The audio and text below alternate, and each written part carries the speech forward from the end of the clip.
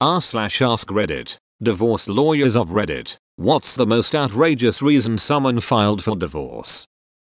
Was allowed chihuahua at the dinner table. He developed a complex and literally needed out as he couldn't bear to eat with her. Open bracket. Edit. This has gone gangbusters. Thanks guys. This sounds like a Seinfeld B-plot. She's an audible masticator. George. I can't handle it. I've been taking her for soft food, soup, noodles. Once I told her this breakfast place had the best oatmeal in town just so she wouldn't order the French toast. Taught the parakeet certain cuss words for his wife. Hahaha. The parrot lives with the man now. I thought about going towards family law, and then I realized I'm gonna have to deal with things such as who's gonna get the parrot and grandma's vase. Nope. Now you see that technically falls under bird law. I worked for a law office where the owner would talk about the man who sued for divorce because his wife would no longer allow him to use a loaded gun as a marital aid. She had apparently agreed to it at some point and was fine with the gun as long as it was empty, but that just wasn't good enough for him. ETA, since some folks need it spelled out. By marital aid, I mean a dildo. He wanted to stick a loaded gun in her vagina as part of their sex routine. She was down for it as long as the gun was empty, but that wasn't good enough, and he thought this was reasonable grounds for divorce. Also, I wasn't trying to be pretentious by saying marital aid. I just really didn't want to have to type out that he wanted to use a loaded gun as a dildo. But I guess nobody's leaving this thread happy today. Duck. Yeah, that's ducking terrifying. My client was the outrageous one, so my heart went out to his poor wife. He had OCD which manifested primarily financially, so he made their lives a penny pinching hell. Examples. He was obsessed with avoiding unnecessary driving, wear and tear on the car, gas expenses, so he cut the whole family's hair at home and never let them eat at a restaurant or go to the movies. Weirdest of all, he kept one toilet paper roll on him at all times and you had to get one square from him before you could go to the bathroom. He never gave more than one square. Wife finally got fed up and left him when 1. He gave her bangs during an in-home haircut and 2. Their daughter was so traumatized by the toilet paper thing they couldn't potty train her. Also, he hated paying his divorce lawyer bill. He was also an old-fashioned mega Catholic who considered divorce a deadly sin. He viewed my whole job as an unnecessary and sinful expense. Holy shit, 1 square? 1 ducking square? Does he shit rabbit pellets? That guy is a monster. Yep, that got me. 2. If I was the wife I'd start wiping myself with his shirts or something. He doesn't like it? Well, give me some ducking toilet paper, then. My dad was a divorce lawyer. He had a client who wanted to divorce her husband for 2 reasons. He did not have enough hair on his chest. He did not drive fast enough. Keep in mind this was in the 70s when chest hair was a bit more important. Shit, yeah, it would have been embarrassing to show up late at a pool party and your man not having a decent chest bush. A luscious mane of hair from my chest pubes down to my ball throw. Wasn't the reason but did happen during the course of the divorce. Neither side would follow the court orders. When they had to go back to court they were fighting over a pistol and the man's grandmother's bowls. I assumed for weeks that these bowls were some sort of heirloom or expensive china. When they finally brought the bowls in to swap they were ducking Tupperware. Holy shit. I read this as grandmother's bowels and was very concerned. I dropped into court to visit a family friend who was a judge and had quite a treat. A wealthy area farmer and his wife were in court that day fighting about possessions assets. The judge had had enough. After briefly reviewing the history of their case he offered the couple one last opportunity to retire to a conference room and come to an agreement. Both refused. Their lawyers were clearly as weary as the judge. The judge then asks each party which room in their house was their favorite room. She picked the kitchen and he picked his gun room. The judge then informed them that because the matter had dragged on for so long with both behaving like children he was going to decide the matter of the property. She was awarded everything in the kitchen and he the gun room. Everything else was to be sold at auction with the profits equally divided. Then the judge told them, now neither of you is happy, right? They clearly were not. Haha. Colleague handled a case where money was not an issue but the kids were. Neither parent wanted them. My parents always told each other when they were fighting that if they got divorced the other had to keep me and my brothers. On a positive note, you kept your parents' marriage together. She was kidnapped in Mexico and he refused to pay ransom. Eventually her family managed to pay and she was left on the side of the road. It is not outrageous as in petty but outrageous as how absurd that is. Edit to answer all the questions. I don't know how much they wanted as ransom, but it was substantial as the conversation between her family and him was how he had it liquid and they had to liquidate investments to get that amount. She may have told me, she may not, something in pesos and I didn't know the conversion rate. It was all a random number to me. This happened about 7 years ago. He wasn't with her on the trip. She was traveling with cousins and went downstairs alone to get ice cream and wait for them to get ready. I do not know all the details. She was extremely distraught talking about it and it was not necessary to pry. It was clearly traumatic and even tough. I had a million more questions. I left it alone. Honey, I love you, but we agreed to save up money so we can purchase a house. Your ransom would really set us back.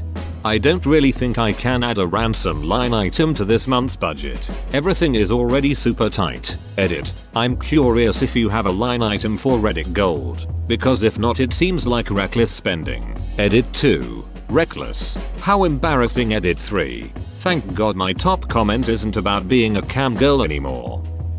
I had some friends get divorced because she legit hated Dale Earnhardt and he legit hated Jeff Gordon. NASCAR fans from 1995 to 2005 would not consider this a petty issue. Oh man, this brings back childhood memories. Kind of related story that totally doesn't matter. Growing up my dad was big into NASCAR and loved Dale Earnhardt. Hated Jeff Gordon of course. I love Dale too, but I also secretly loved Jeff and hid it. I must have been around 6-8ish. One day while the race was on, I was so upset about betraying my dad or something by liking Jeff Gordon that my mom found me crying in my room. After I told her why I was upset, she went and got my dad and he sat and told me it was okay for me to like Jeff Gordon even if he doesn't. That I'm allowed to like whatever I want that makes me happy, and that nothing more would make him happier. Then he hugged me and told me to come watch the race and cheer him on. Later that week he got me a number 24 sticker to put on my mirror in my room. IDK. I don't have very many good memories in my life but that is one of them. Edit. Y'all. I'm a girl, so some of these jokes don't work lol.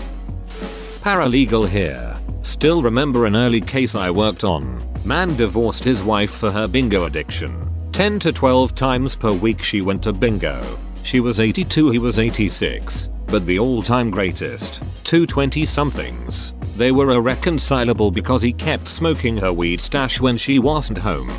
To be fair, him smoking all her weed multiple times, assumingly after some kind of hey man don't smoke all my weed conversation, is a pretty valid reason to not be able to trust someone.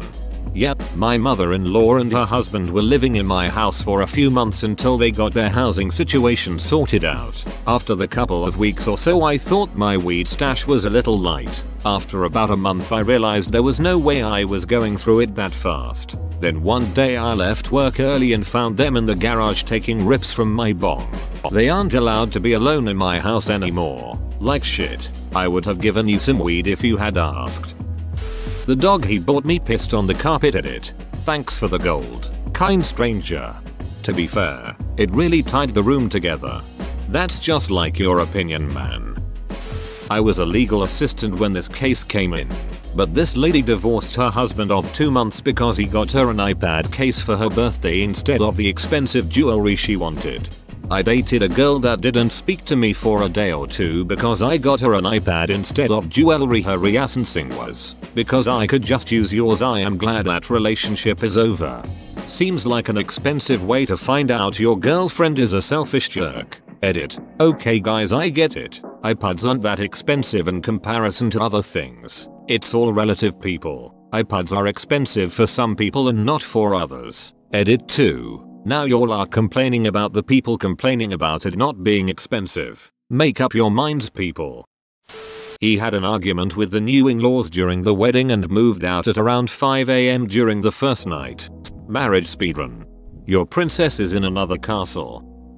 Not a divorce lawyer but used to practice criminal defense work. Once had a heavily pregnant client that attacked her husband of less than a year with an iron. Said client was now sitting in a police cell, sobbing and insisting that her husband deserved it and she wanted a divorce. I asked what he had supposedly done, assuming he cheated or something similar. Turns out she'd checked his phone and found a single porn site in his browsing history from over 2 years beforehand. Not the most pleasant thing to discover, but hardly worth battering him half to death and demanding a divorce. Not the most pleasant thing to discover, but hardly worth battering him half to death and demanding a divorce. Do people really care if their partners watch porn? I've never understood it. My girlfriend of 10 years wouldn't give a shit if I had porn in my browsing history, nor would I care if she did. It's just porn. Each to their own, I guess. For me personally, it wouldn't be an issue unless it was something particularly bizarre. Edit. To save time replying to comments. I'm not kink shaming here. At least not intentionally. Within the confines of my relationship, and knowing my other half pretty well, I would consider certain things to be bizarre by our standards. That is to say, outside of what would be normal for us. For other individuals and or relationships, what constitutes bizarre will vary considerably, and that's absolutely fine. Provided everyone's a consenting adult. Do whatever you like. Everyone's different. No one has all the answers. Everyone's worldview has value in and of itself. Edit no. 2. Thanks for the silver random person. I'll stand you a pint at the weekend, sure.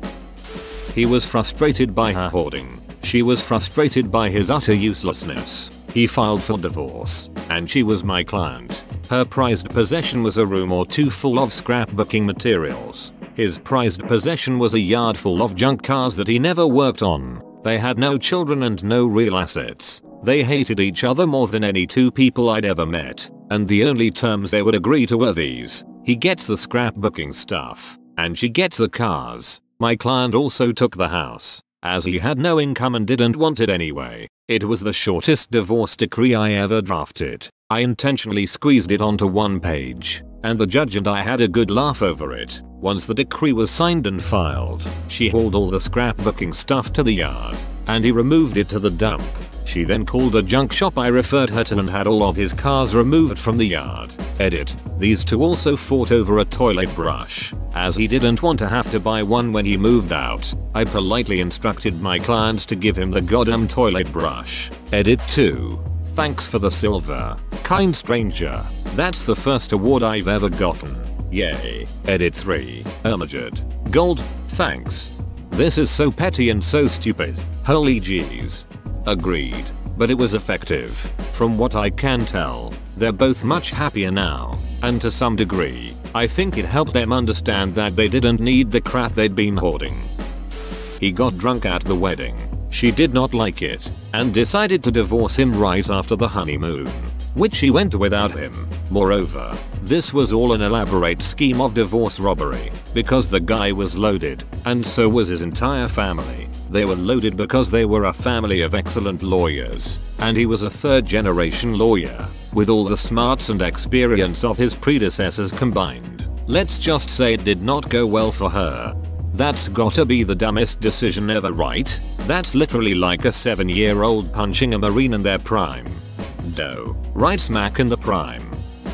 My client put his wife in an assisted living facility based on a misdiagnosis, the medication of which caused the wife to be unable to care for herself. While in the facility, my client shocker started dating another woman and methinks began using hard drugs. He used a loot of money on both of these things. She eventually got off the medication and got better. Suffice to say, she was not happy about what had transpired.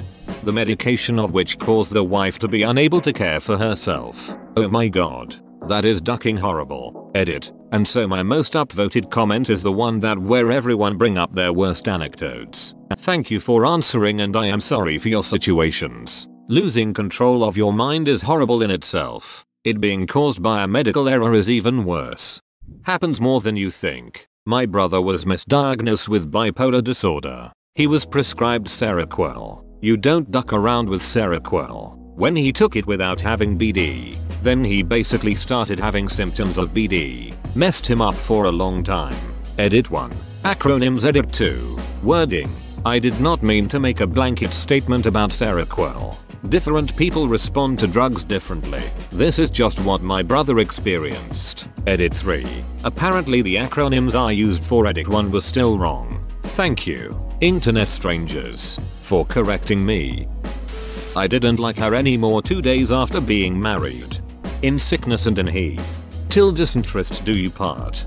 Failed exorcisms. Client had an inner ear condition that caused chronic vertigo, but symptoms could be treated with medication.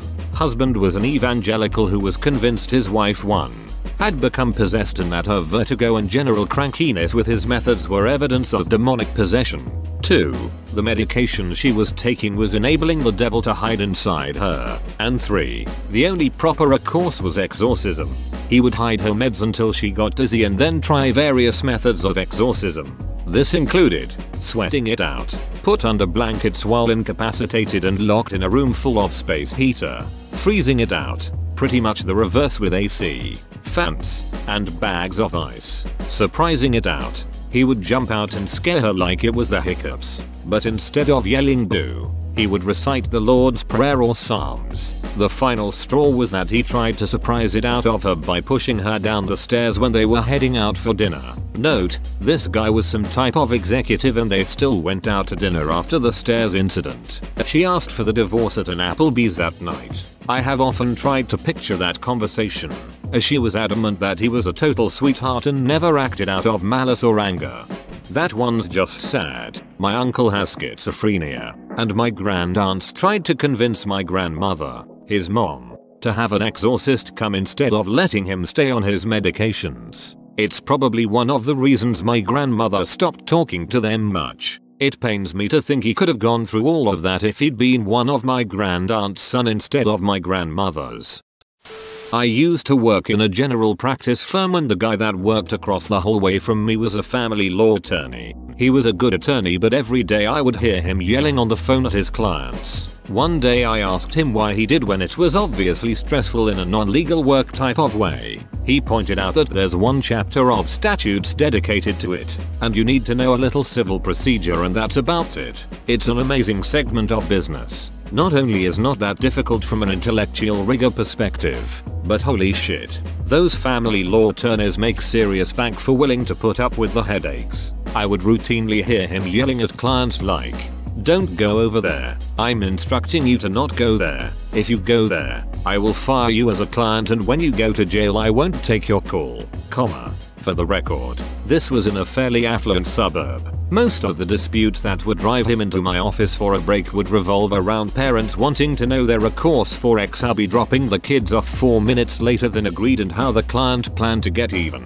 I also recall one time a client had gotten his cell phone number and called him on a Saturday evening with some emergency. Spoiler, his ex had done something egregious like took the kids to the pool without his consent. So, on Monday morning the attorney sent the client an invoice for $500 for a Saturday phone call, which probably lasted like 5 minutes. He did it so the guy would call him and say "What's this?" and then the attorney could explain to him that is what he charges for non-emergency weekend calls. This time he'd waive it but if he ever did it again he could be sure to get a bill that he'd end up paying. If someone called me on the weekend for something that petty I'd need my own lawyer. Not a civil lawyer either, a criminal defense one. Staff attorney for a judge. Not a divorce but a custody modification hearing. Ex-wife wanted sole L&P custody of the kids because the ex-husband was spending all his money on a palm reader / psychic and refused to pay child support. On cross, ex-wife's attorney got him to admit that he was spending all his discretionary income on this psychic. He said he had spent over $5,000 on readings and other services there. Judges frequently chime in with questions in domestic matters. So my judge asked why he was not paying support as his divorce decree required. His explanation was the psychic could read that his children were provided for without his money and 2, he would be able to repay the ex when he takes the children to Mexico permanently to seek great riches there. Which my judge read as my psychic told me to kidnap my kids. TL. Doctor, deadbeat ex-husband spent all his money on a psychic rather than child support. Told the judge he intended to kidnap his children. Edit. Words. What happens in a case like that when you admit in open court to the possibility of doing the country with the kids? I mean, if he's already not paying child support, is there anything the court can do to improve matters? Garnish his wages? Also, why didn't the psychic warn him about being brought to court? Edit. In case it's not obvious, this last was a joke at the psychic's expense. Good question.